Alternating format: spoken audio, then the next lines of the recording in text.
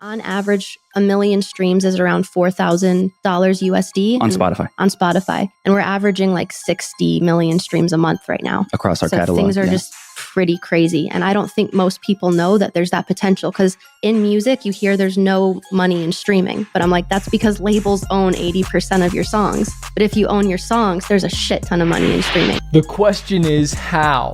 How does hip-hop artist Connor Price earn up to $240,000 per month from Spotify royalties? The answer may trigger you. TikTok videos. That's right, he's converting real fans into streams, being super creative like this video right here. Pull up that one session we... Yeah, look, they said that I couldn't do it, so I went and did it.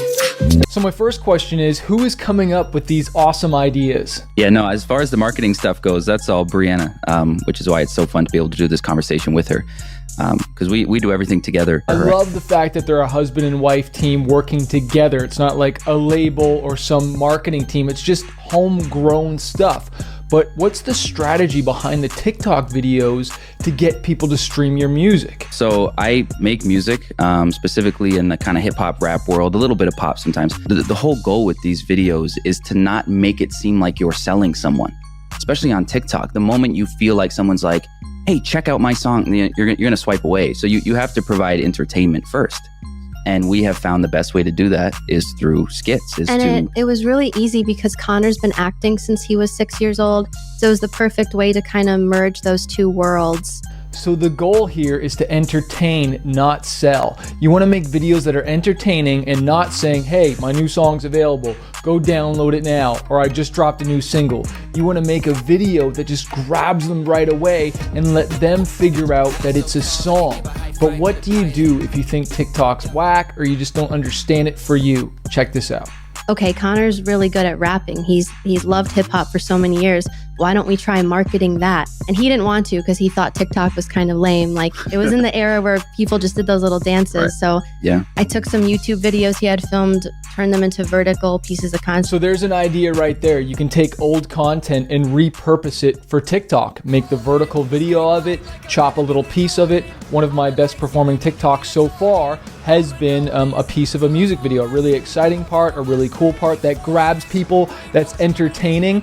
And I just grabbed the audio from TikTok and put it over top of the music video so that way they knew it was that song. My biggest regret is not starting sooner on like social media specifically. Yeah. I'd always been anti that. Once he saw a video go viral and then it translates to streams the next day, he's like, okay, maybe we can do TikTok. That changed everything. But I'm like, there's a lack of storytelling, and I think that's what music online is missing, and we did it. And we're doing it independently. So there's two types of pains you can go through in life. The pain of discipline and taking action, or the pain of regret like Connor just talked about, right? Like, just get in the game. Like, drop some fire emojis if you're getting stoked about releasing some TikTok videos. But what if you feel like you're too late?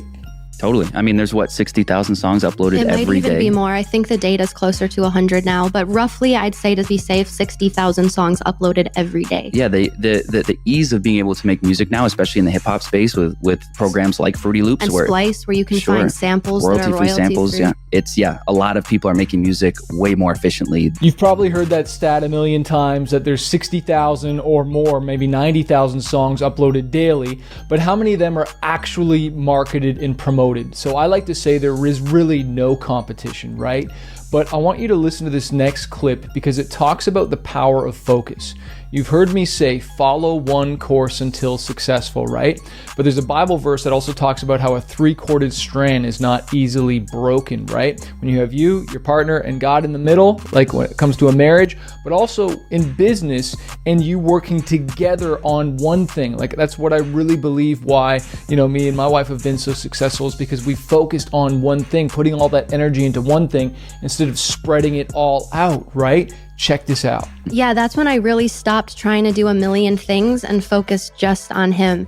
And the biggest moment for us was creating a series. That's when we started the Spin the Globe series, where he would spin a globe and land on a country and collab with an artist. That took us from like here to like... Yeah, that took off like crazy. That first video that we did where we landed on Zambia and found this Zambian artist, that video has 72 million views on TikTok and 72 million views on YouTube Shorts. I'm gonna spin this globe, and wherever my finger lands, I'm gonna find an artist from that country to collaborate with me on a song. Let's see what happens.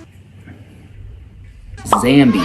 All right, well, let's find out more about Zambia. I started researching some up-and-coming art. It was an idea where I had this song with this artist named Killa, who's this independent artist from Zambia. When we first worked with him, he had less than 1,000 monthly He listeners. had 189 monthly listeners. And now he's over 1 million because of that song, which is incredible. Wow. And it's like changed his life. But essentially, we were like, all right, how can we market this? And I was like, all right, we need a strong hook in the first 2 to 3 seconds. So what is a hook? A hook is that angle or that storytelling piece that grabs people's attention in the first 3 to 5 seconds, because that's all you have. In this case, it was, hey, I'm going to spin the globe, and whoever this lands on, I put my finger on, that's who I'm going to collaborate with. It's like, oh, well, the globe's spinning. What's happening? What's the story? And it pulls people in with curiosity. You know, you see Mr. Beast do this all the time. Here in this video, we're going to da-da-da-da, and you're like wondering what's going to happen. We're going to smash a car. We're going to see if this can happen. You know, start thinking about ideas for your songs, right? And how you can come up with these different hooks and angles, and don't talk yourself out of a good idea. Right? Like, just try it. Like, see how Brianna and Connor come up with this video idea and how simple it is. And she could have talked herself out of it, but she didn't. And now hundreds of millions of views later and dollars, you know, maybe not $100 million, but a ton of money, right? And so check this out. I was literally at the gym with Connor's mom, and I thought of it, and I texted him. I said, I'm stopping at Target. We're grabbing a globe. Here's the idea. And his mom parked the car. I ran and got it. It was like $19.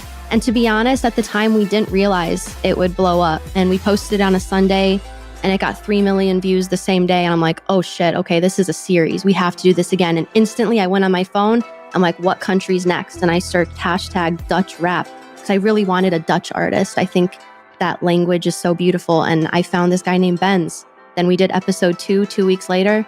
And boom, that's spinning. And that's the song that now has over 100 million streams on Spotify in less than 9 months. That is so insane and inspiring. And that's why you just sometimes got to try stuff, right? You got to sometimes throw that spaghetti against the wall and see if it sticks, right?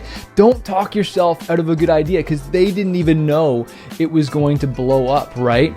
But here's some ideas where they go a little bit more in depth to think about how to find that part of your song. Like, what part of the song do you use for the TikTok video? Well, let's find out. So that first one that you were just playing, it really was just like, okay, how do we make content around the song? What's the contentable moment? And what's something visual? What's something visual we can do? Right. So for spinning, like the other one you played with the carrot flute, it was that idea of like, all right, this flute is such a strong element of the song.